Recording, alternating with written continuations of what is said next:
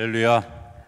하나님 살아계십니다. 살아계신 하나님의 은혜와 평강과 축복이 우리 모두 가운데 풍성하게 되기를 주의 이름으로 축복합니다. 덴마크의 철학자인 셰른 키에르케고르가 한 말 중에 이런 말이 있습니다. 인생은 뒤를 돌아보아야 이해할 수 있고, 그러나 앞을 보아야 살 수 있다. 우리가 사람을 이해하고 아는데 그 사람의 과거의 모습을 질문하죠. 어디서 태어났느냐, 또 어떻게 살았느냐, 어떤 부모에게서 자랐느냐. 그러나 그것을 이해하는 데는 도움이 되지만 그 사람이 어떻게 살아갈 것인가를 결정하지는 않는다고 하는 겁니다. 왜냐하면 우리의 미래가 과거의 삶에 속해 있지 않기 때문입니다. 하나님 우리에게 약속한 그 밝은 미래를 바라볼 수 있는 소망, 그것이 있는 사람. 그래서 죽음 미래, 과거에서 현재를 말하는 것이 아니라 하나님께서 펼쳐주실 미래의 약속을 소망하는 자들에게 내일이 복되고 아름답다고 하는 사실을 이야기합니다. 오늘 성경에 나오는 아담 이야기를 우리가 좀 나눴으면 좋겠습니다. 아담은 영어로 번역하면 man입니다. 사람입니다. 바꿔 얘기하면 아담은 누구냐? 오늘 나다라는 사실을 생각해 보게 되죠. 아담과 하와가 지은 죄를 우리가 흔히 원죄, 오리지널 신이라고 이야기하죠. 그 원죄, 많은 사람들이 이 원죄가 뭐냐라고 하는 그런 부분에 대한 이야기를 합니다. 그리고 하나님이 짓궂다, 왜 선악과를 만들어서 먹게 해가지고 죄를 짓게 하고 이 고생을 시키느냐라고 원망하는 사람들도 있습니다. 그러나 잘 생각해 보면 이 오리지널 신, 원죄가 뭘까? 그거는 죄를 짓게 하는 원인이 되는 그것을 이야기하는 거죠. 선악과가 있기 때문에 우리가 죄를 지은 것이 아니라 죄를 짓게 된 원인이 우리 안에 있다는 겁니다. 바꿔 얘기하면 선악과를 따먹은 건 나타난 결과이지만 그 안에 우리가 죄를 지을 수 있는 요소, 죄를 지을 수 있는 원인을 우리가 제공했다고. 많은 신학자들이 원죄에 대해서 여러 이야기를 합니다. 그 중에 하나가 뭐냐면 의심이 원죄다, 불신이 원죄다, 이런 이야기를 하죠. 동의합니다. 의심했기 때문에 죄를 지은 거죠. 하나님은 분명히 아담과 하와에게 이야기했습니다. 선악을 알게 하는 나무의 열매를 먹으면 내가 정녕 죽으리라, 이렇게 얘기했는데 뱀이 와서 꼬일 때 이렇게 얘기합니다. 내가 그것을 따먹으면 눈이 밝아져서 하나님처럼 될 거다라고 이야기하니까 하나님의 말씀이 이렇게 들렸어요. 내가 정녕 죽을 것이다가 죽을까 하노라 하는 의심으로 바뀌어진 거죠. 그 의심이 내 안에서 싹이 트고 줄기가 자라고 꽃이 피면서 선악을 알게 하는 나무의 열매를 따 먹게 된 겁니다. 죽으리라 했으니 죽는다라고 했지만 그 경고에 대해서 죽을까 하노라, 죽었습니다. 우리가 흔히 생각할 때 하나님이 죽였다고 하면 그냥 벼락을 쳐서 죽든지 아니면 뭐 사고가 나서 죽든지 그렇게 죽는 것을 생각하는데 사실은 천천히 죽음의 원인이 우리 안에서 나타나게 되어지는 거죠. 가장 첫 번째 죽음은 어떤 죽음일까? 내 이성이 병들어서 죽는 거죠. 아담의 이성이 병들었습니다. 그래서 자기의 부끄러움을 보았고, 자기의 부끄러움뿐만 아니라 숨어야 되겠다 생각하고 숨지요. 이성이 병들었다는 말은 아마 이런 걸 거예요. 내가 부끄러운 걸 가린다고 부끄러워지지 않는다는 사실을 잊어버린 겁니다. 숨으면 하나님이 모를 거다라고 생각하는 이성이 병들은 거죠. 하나님이 찾으시는데 그 찾으실 때 내가 어디 있는 걸 모르고 찾는 게 아니라 다 알고 계시는데 그것을 내가 잊어버리는 이성이 병든 것을 경험하는 거죠. 저는 가끔 성경을 읽다가 혼자 웃을 때가 있어요. 참 어리석다 이런 생각을 하죠. 아담이요, 하나님과 아담이 술래잡기 놀이를 한다고 생각해 보십시오. 아담이 어디 숨은들 하나님이 모르시겠어요? 그렇죠?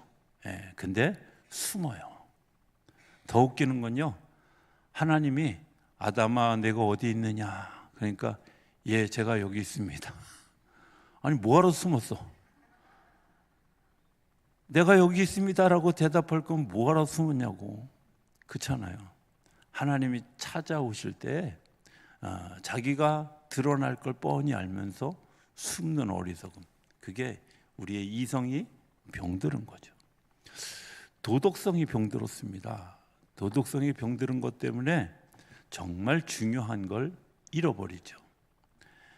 그가 선악을 알게 하는 나무를 따먹고 난 다음에 두려움이 찾아왔습니다. 그런데 그 두려움 이전에 하나님이 주신 것은 뭐였어요? 행복함이었어요.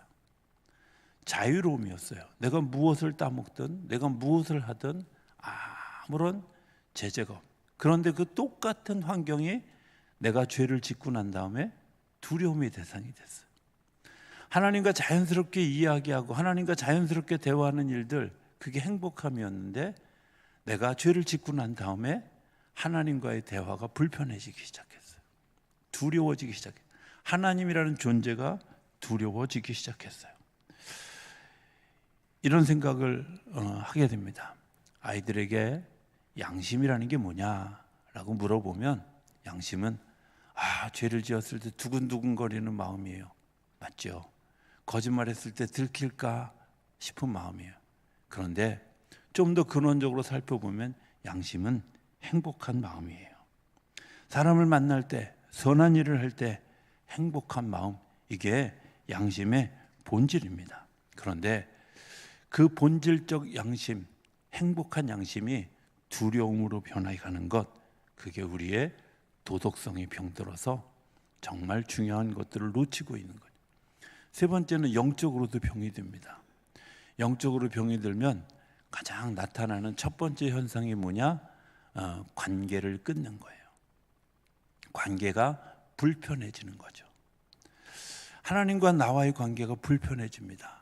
우리 어르신 목사님들이 예전에 목회하면서 지금도 그렇게 말하는 분들이 많이 있죠. 주일 성수해야 됩니다. 11조 해야 됩니다. 그걸 어떤 분들은 강요한다고 생각하는 분들이 있습니다. 그럴만 하니까 강요하는 거예요. 교회 성장학교인 피터 와그너는 그의 책에서 이렇게 얘기합니다. 주일에 한 번 교회를 빠지고 나면 한 주 지나고 나면 안 갈 핑계를 만든대요. 한 달 지나고 나면 교회가 천리보다 멀어진대요. 6개월 지나면 술집에 가 있대요. 내가 가까이 하지 않고 내가 멀리 관계를 끊게 되어졌을 때 어느 순간 정말 멀리 가 있는, 그래서 부르는 찬송이 있잖아요. 멀리 멀리 갔더니 처량하고 고나며 슬프고도 외로워 정처 없이 다니니. 처량 맞아서 부르기 싫은 찬송 중에 하나거든요. 내가 교회로부터 점점점, 하나님으로부터 점점점 멀어져가는 그런 결과를 초래하죠. 하나님과 관계가 더 멀어지면 멀어질수록 사람과의 관계도 굉장히 멀어져 가게 된다는 겁니다. 영적으로 병든 사람들의 특징이죠. 또 다른 것은 내가 변명거리를 만든다는 겁니다. 내 마음에 변화가 일어나는 거죠. 하나님이 아담에게 하와를 만들어 주었을 때 아담이 고백한 고백이 있어요. 뭐라고 고백했냐면 이는 내 살 중에 살이요 뼈 중에 뼈다. 살 중에 살이요 뼈 중에 뼈다. 무엇 중에 무엇이다라고 하는 것은 히브리어에서 최상급의 표현입니다. 정말 여자 중에 여자고 아름다움이 이루 말할 수 없다. 뭐 이렇게 표현하는 거예요. 예. 아마 여러분들 결혼할 때 다 그러지 않으셨어요? 이 세상에 이 여자보다 이쁜 여자 없다. 이 세상에 이 남자보다 더 멋있는 사람 없다. 이래서 결혼하셨잖아요. 다 중매로 결혼하셨군요. 그런데 제가 설교 준비하면서 이런 생각을 해봤어요. 아담이 혼자 이러지 않았을까? 하나님, 참 하나님 솜씨도 좋으십니다. 어떻게 이렇게 이쁜 여자를 만드셨어요? 그리고 저에게 이렇게 선물로 주셨어요. 그러니까 하나님이 뭐라고 그랬겠어요? 야, 그래야 네가 한눈 안 팔지 않겠냐? 예. 하나님, 이 여인의 살결이 너무 부드러워요. 그냥 대면 될수록 너무 좋아요. 그러니까 하나님이 뭐라 그러셨겠어요? 그래야 네가 떨어지지 않을 거 아니냐. 근데 하나님 약점이 하나 있네요. 다 좋은데 이분이 좀 맹하네요. 그러니까 하나님이 뭐라 그러셨겠어요? 맹하니까 너하고 살지. 예, 그러셨. 여러분 생각해 보면 하나님이 가장 완벽한 사람들을 만들었어요. 그런데 내가 죄를 짓고 난 다음에 어떻게 달라졌어요? 하나님이 물으시는 거예요. 네가 선악을 알게 하는 나무를 따먹었느냐? 라고 질문할 때 아담이 뭐라고 대답해요? 하나님이 만들어주신 그 여자가 나에게 이걸 주었다는 거예요. 축복의 대상, 축제가 내가 죄를 짓고 눈이 어두워지고 나면 원망의 대상이 되고 불평의 대상이 돼요. 설교하면서 감사하는 이야기를 또 하나님께 찬양하는 이야기를 많이 합니다. 왜 그럴까요? 감사하는 자들은 불평과 원망이 없어서가 아니라 그 자체 내가 내 인격, 내 삶의 모습이 감사하는 자로 살아가는 거예요. 그런데 내 눈이 어두워지고 내가 보아야 될 걸 보지 못하는 사람들은 끊임없이 불평하고 끊임없이 원망하는 거죠. 아담은 처음에 하와를 보았을 때 행복합니다. 너무 좋습니다. 그래서 정말 여자 중에 여자다. 가장 멋있는 여자다. 그렇게 표현했지만 죄를 짓고 눈이 어두워지고 나니까 똑같은 여자인데 달라진 게 하나도 없는데 그 사람을 향해서 하나님이 만들어주신 그 여자가 나를 병들게 했습니다. 죄를 짓게 했습니다. 하나님이 다윗을 이뻐하는 이유가 있죠. 하나님은 단 한 번도 죄를 짓고 났을 때 하나님에게 이야기합니다. 하나님, 저 여자가 나를 꼬셔서 유혹해서 저 여자가 나를 병들게 해서 제가 죄를 지을 수밖에 없었습니다 라고 이야기하지 않았던 거예요. 단 한 번도 다윗의 회개의 시 가운데 보면 단 한 번도 밧세바의 이야기를 한 적이 없어요. 하나님, 제가 잘못했습니다. 제 죄입니다. 제가 저지른 겁니다. 제가 원인이었습니다 라고 고백하지, 아담의 이야기와 다윗의 이야기를 비교해 보면 너무 확연한 거죠. 오늘 우리들이 살아가면서 하나님 앞에 내가 하나님 이런저런 변명들을 늘어놓고 있다면 내가 영적으로 병들어 있다는 사실을 기억하셔야 할 것입니다. 영적으로 병들었기 때문에 원망하는 거고요. 영적으로 병들었기 때문에 불평하는 거고요. 영적으로 병들었기 때문에 아름다움으로 보지 못하는 겁니다. 나 때문입니다 라는 고백. 하나님이 아담을 찾아오셨습니다. 아담을 찾아오신 이유는 뭘까요? 생각해 보면 우리가 하나님께로 갈 수 없기 때문입니다. 죄 지은 사람은 그것을 숨기기에 바빠서, 자기를 은폐하기에 바빠서 하나님께로 나아갈 수가 없습니다. 하나님이 우리를 찾아오시죠. 그리고 물어보십니다. 좋은 상태에서 물어보는 게 아닙니다. 말 안 듣고요, 고집 부리고요, 그리고 병들었고요, 아파하는 그를 찾아오시는 주님의 마음은 뭘까? 말씀해 주시는 이유는 뭘까? 스스로 생각해 보라는 겁니다. 깨달아 알아야 한다는 겁니다. 하나님의 질문이 이렇습니다. 아담아, 내가 어디 있느냐? 질문하죠. 어디 있는지 몰라서 물으시는 거 아니잖아요. 주소를 묻는 게 아니라 내 영적 상태를 질문하는 거죠. 범죄한 상태, 타락한 상태, 심령이 죽은 상태, 그래서 남에게 책임을 전가하고 그런 모습으로 살아가는 우리의 마음에 주님이 던지신 질문이 아담아 내가 어디 있느냐라고 묻는 겁니다. 정답은 뭘까요? 예, 제가 죄를 지었습니다. 이 여자가 지은 것이 아니라 제가 지었습니다 라고 하는 것이 정답일 겁니다. 그런데 하나님은 그렇게 바라면서 기대하면서 그에게 다가왔는데 그는 그렇게 대답하지 못했습니다. 죽음이라고 하는 것을 연구한 엘리자베스 큐블러-로스라고 하는 여자분이 계십니다.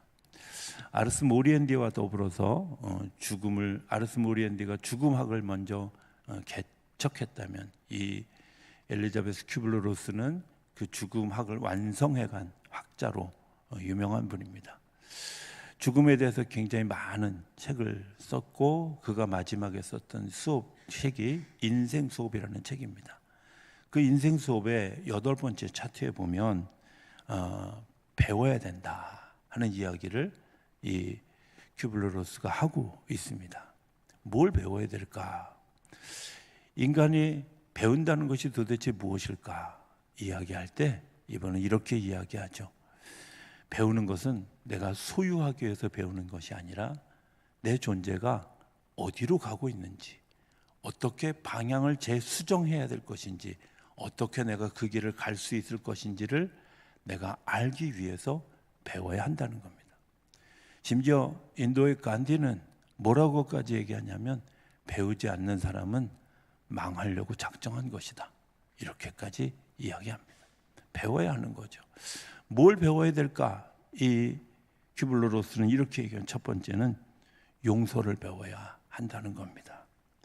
비판, 분노, 화를 내는 거 우리 삶에 엎치락뒤치락 하지만 중요한 것, 용서하는 것을 배우지 않으면 안 된다. 용서한 만큼 인격이 넓어지고 용서한 만큼 삶의 영역이 넓어진다는 것을 힘주어 이야기합니다.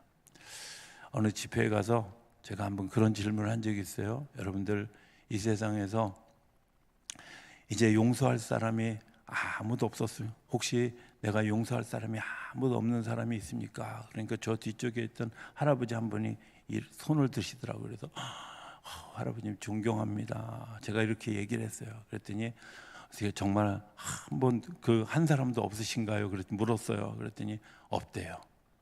네, 그 다음 말이 정말 중요하더라고요. 다 죽었어.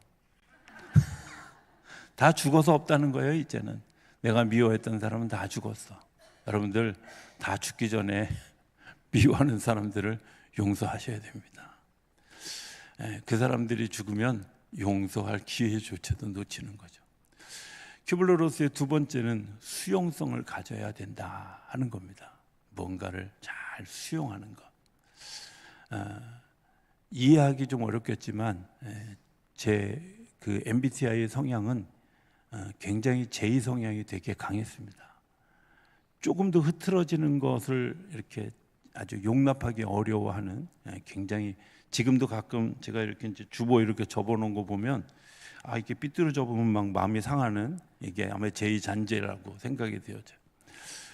제가 뭐 초등학교 때부터 일어나는 시간 분명하고 그 다음에 뭐 공부해야 될 거 할 거 다 하는 거 되게 철저하고 제가 여러 가지 일을 하면서도 한 번도 제 삶에 이렇게 흐트러진 것들을 잘 용납하지 못하는 아주 극한 제2 성향이었습니다. 그러니까 다른 것을 받아들이지 못하는 거죠. 근데 이 제2 성향이 무너지게 된 가장 결정적 계기가 하나 있는데요. 버스를 타고 가다 자고 종점에 가서 내린 사건이에요. 이게 내가 안 되는 거구나. 내 계획대로 안 되는 거구나 하는 거예요. 수련회 가면 제가 막 이 수련회를 기획하고 만들면요, 막 이것대로 해야 된다고 하는 이제 강박관념이 얼마나 심각했는지.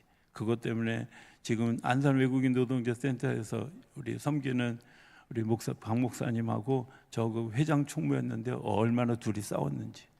근데요, 중요한 건 내가 내 뜻대로 안 된다는 사실을 알고 내려놓기 시작했어요. 내 뜻대로 되는 것이 아니라 외부로부터 몰려오는 그 힘을 내가 수용하고 받아들였을 때 내 영역이 넓어지고 내 삶의 영역이 넓어진다는 사실을 제가 알게 된 거예요. 수용성의 문제입니다. 이해할 수 없는, 내가 예측할 수 없었던 사건이 내 사건에 들어왔을 때 그것을 내가 받아들이는 만큼 내 삶의 영역이 커지고 내 인격이 커진다고 하는 사실을 알게 되는 거죠. 세 번째는 사랑의 관계를 잃지 말아야 한다는 겁니다. 사랑의 관계를 잃지 않는 것, 여러분들 사랑하는 것을 잃어버리는 그것만큼 우리의 삶의 영역이 좁아지고 우리의 삶의 마음 씀씀이가 좁아진다는 사실을 이야기하는 거죠. 행복을 배워야 됩니다. 행복은 물리적인 것이 아니라 내가 스스로 행복할 때 행복한 겁니다. 폴 트루니의 노년의 심리학에 보면 이런 이야기해요. 노년을 위해서 준비해야 될 두 가지가 있대요. 하나는 생명 있는 것을 사랑하는 것과 또 하나는 봉사를 많이 하라는 거예요. 아마 연세 드신 분들이 봉사를 많이 하라 그러면 내가 내 몸도 가누기 힘든데 무슨 봉사를 해? 제가 제일 좋은 봉사 하나를 가르쳐 드릴게요. 이렇게 하는 겁니다. 자기 관리를 잘해서 다른 사람들이 날 쳐다보면 얼굴이 많이 좋아지셨어요. 무슨 좋은 일이 있었어요? 이렇게 인사하게 하는 게 봉사예요. 다른 사람이 나 쳐다보면서 어디 아프세요? 무슨 근심이 있으세요? 이거는요 봉사가 아니라 상대방을 힘들게 하는 거예요. 그러니까 누구든지 내 관리를 통해서 내가 정말 영적 관리가 충만한 것을 통해서 사람들이 쳐다보면 무슨 일이 있어요? 좋은 일이 있어요? 행복해 보이시네요. 여러분들 이게 봉사예요. 봉사를 어렵게 생각하지 마세요. 상대방이 어디 아파요? 라고 물어보면 내가 지금 스스로 봉사를 깨뜨리고 있구나 생각하셔야 돼요. 제가 오늘 아침에 우리 원로 목사님 얼굴 뵙고 그랬어요. 요즘 평화통일 기도의 집 그 현장 다니시느냐고 얼굴이 까매지셨어요. 근데 되게 보기 좋아지셨죠? 말한 나를 무색하게 만드는 봉사하고 계시는 거예요. 여러분들 병원에 가면 두 가지 유형의 사람이 있어요. 어떤 사람이냐면 그냥 불평이죠. 모든 게 불평인 사람들이 있어요. 병실에 입원해 있으면 이것도 불편하고 저것도 불편하고 병원 관계자들은 이런 사람들을 보고 뭐라 하는지 아세요? 진상이라 그래요. 그런데 또 용이 어떤 사람은 옆에 사람들 잘 돌봐주고 저 사람 저렇게 아픈 거에 비하면 나는 아무것도 아니에요. 여러분들 똑같이 아프고요. 내가 불평한다고 덜 아파지지 않고요. 내가 감사한다고 더 아파지지 않아요. 그런데 내가 그것 때문에 행복해지는 거죠. 그러기 위해서 우리가 책임을 남에게 넘기는 어리석음을 범하지 않아야 합니다. 왜 쫓겨났을까요? 간단해요. 회개하지 않았기 때문이죠. 그래서 행복을 잃어버렸습니다. 나만 잃어버린 게 아니라 다른 사람도 잃어버리게 했습니다. 오늘 광복절 기념주일입니다. 하나님이 우리에게 주신 광복은 행복함이었습니다. 그런데 그 행복함을 70여 년이 지난 지금 와서 돌이켜보면 우리 안에 그 행복함이 사라져갔죠. 이유가 뭘까요? 믿음이 사라지기 시작했습니다. 서로에 대한 신뢰가 사라지기 시작했습니다. 믿음을 잃어버린 이 원죄 때문에 우리 안에 진짜 중요한 행복함을 우리가 저버리고 살아가는 거죠. 음모를 이야기하고 거짓을 이야기합니다. 죄송하지만 나를 스스로 불행하게 하는 일들입니다. 다른 사람이 이런 의도를 가지고 이런 행동을 했을까 이렇게 생각하는 순간부터 나는 불행해지기 시작합니다. 죄송하지만 내가 그 원죄를 주님 앞에 내려놓고 주님 제가 믿음으로 갈 수 있도록 신뢰할 수 있도록 나를 인도해 주십시오. 두 번째는 우리가 병들었다는 것을 인정해야 됩니다. 내 이성이 병들었고 내 도덕성이 병들었고 내 영성이 병들었다는 것을 인정하고 변명하지 말아야 됩니다. 남의 탓 아닙니다. 내 탓입니다. 다른 사람 잘못이 아니라 제 잘못입니다. 고백하는 것. 네 번째는 내가 그것을 인정하고 회개하는 일이 중요한 거죠. 저는 우리나라에 아직도 희망이 있다고 믿습니다. 세상에 유례 없는 역사를 만들어낸 것이 우리 민족입니다. 그런데 그 역사 때문에 우리가 이야기합니다. 이렇게 될까? 걱정 안 하셔도 됩니다. 우리나라는 애국가에 하나님이 보호하사라고 명시한 나라입니다. 가끔 어떤 분들이 이렇게 질문하는 분들이 있습니다. 아니, 왜 예배 시간에 애국가를 부르냐고. 옛날에 찬송가에 있었어요. 1936년 찬송가까지 14장 찬송이 애국가였어요. 그런데 일본이 천황폐하가 영광을 받아야지 왜 애국가를 찬송가에 집어넣냐고 빼버린 거예요. 저는 가끔 찬송가 공의회 이런 데 좀 절 집어넣어주면 애국가 넣어야 된다고 아주 박박 우기면서 어떻게든 집어넣으려고 애를 쓸 것 같아요. 그래서 저를 안 부르나 봐. 근데 찬송가는 하나님을 찬송하는 거고, 그리고 나라와 민족이 없는 그런 찬송이 어디 있겠어요. 하나님이 보호하시는 나라예요. 하나님이 우리를 행복하게 하고 또 통일을 기대하는 것도 행복함을 기대하는 거잖아요. 물리적인 통일이 아니라 행복함을 가지기 위한 통일을 위한 기도. 그래서 더 큰 행복을 주시기 위한 하나님의 마음이 우리 안에 있기 때문에 평화통일 기도의 집도, 평화통일을 위해서 기도하는 것도 우리 안에서 이루어져 가고 있다고 하는 것입니다. 기도하기를 결정하는 시간, 우리가 행복하기 위해서, 하나님이 주신 그 행복을 우리가 놓치지 않기 위해서 변명하지 않고, 우리가 병들지 않고 회개하고 돌이키는, 그래서 하나님의 에덴 동산을 회복해가는 그런 일들이 우리 안에 펼쳐지는 오늘 평화통일 기념 주일이 되어줄 수 있게 되기를 주의 이름으로 축복합니다.